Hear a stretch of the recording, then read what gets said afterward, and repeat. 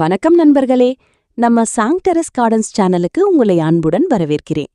இன்னைக்கு நம்ம என்ன பார்க்க போறோம்னா, தம்ப்நெயிலில் பார்த்த மாதிரி நம்ம மாங்காய் அறுவடை பண்ண போறோம். என்னோட பசங்களோட சேர்ந்து இந்த மாங்காய் அறுவடை செய்ய போறோம். வாங்க வீடியோக்குள்ள போலாம். பாருங்க, இதுதான் என்னோட வீட்டுக்கு பின்னாடி இருக்கும் தோட்டத்தில் இருக்கிற மாங்காய் மரம். இந்த வருடம் ரொம்ப நல்லா காய் காய்ச்சிருக்கு. ஒவ்வொரு மாங்காயும் சுமார் 600 முதல் 700 கிராம் வரை இருக்கும். இந்த மாங்காய் பழமாக சாப்பிட்றதையும் விட மாங்காயாக சாப்பிட்றதுக்கு தான் ரொம்ப டேஸ்டாக இருக்கும். முக்கியமா இதில் கொஞ்சம் கூட அதிக புளிப்பு இருக்காது. இந்த மாங்காய் பெயர் தெரிந்தவர்கள் கண்டிப்பா கமெண்ட்ல சொல்லுங்க.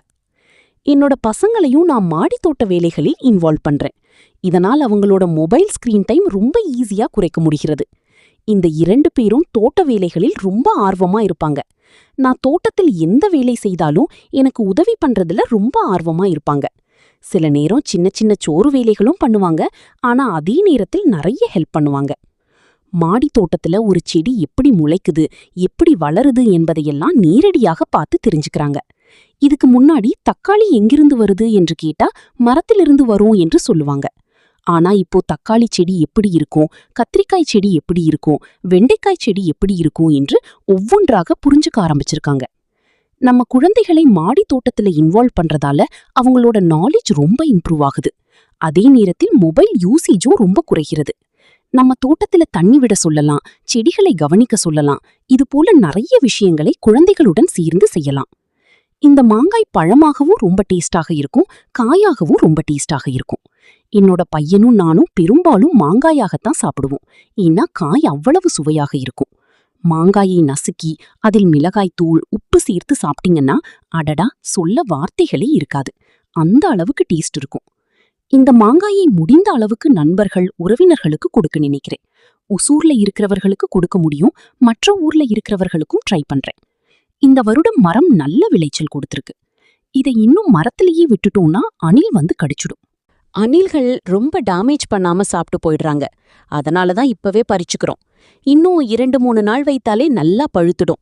அந்த ஸ்டேஜ்ல இருக்குது. ஏற்கனவே நாங்க ஒரு 10-20 மாங்காயை உடைச்சு உப்பு, மிளகாய் தூள் போட்டு சாப்பிட்டுட்டோம். டெய்லியும் ஒரு காய் பறிச்சு சாப்பிடுவோம். அவ்ளோ டேஸ்டா இருக்கும். மாங்காயை எப்படியெல்லாம் பயன்படுத்தலாம் தெரியுமா நண்பர்களே? மாங்காய் சாப்பாட்டுக்கு மட்டும் இல்ல, நிறைய விதமாக நம்ம வீட்ல யூஸ் பண்ணலாம்.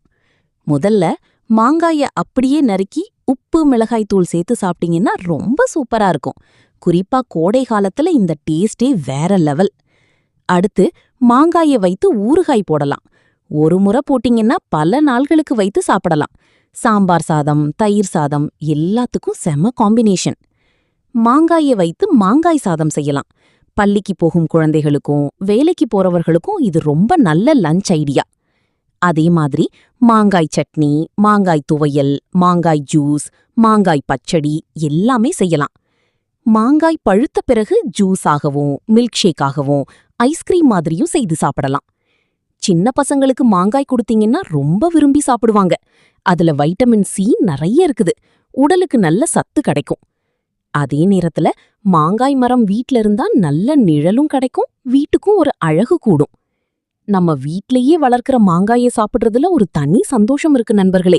கெமிக்கல் இல்லாம நம்ம கையால வளர்த்தது அப்படின்றதுனால மனசுக்கும் ஒரு திருப்தி இருக்கும். மாடி தோட்டம் பற்றி உங்களுக்கு ஏதாவது சந்தேகம் இருந்தா கண்டிப்பா கமெண்ட்ல கேளுங்க. என்னால முடிந்த உதவியை நான் கண்டிப்பா பண்றேன். நன்றி. மீண்டும் அடுத்த வீடியோவில் சந்திப்போம். உங்களுக்கு இந்த வீடியோ பிடிச்சிருந்தா லைக் பண்ணுங்க, உங்க நண்பர்களுக்கும் ஷேர் பண்ணுங்க. இன்னும் நிறைய மாடித்தோட்ட வீடியோக்களுக்கு நம்ம சேனலை சப்ஸ்கிரைப் பண்ணுங்க. நன்றி நண்பர்களே. பச்சை பசுமை.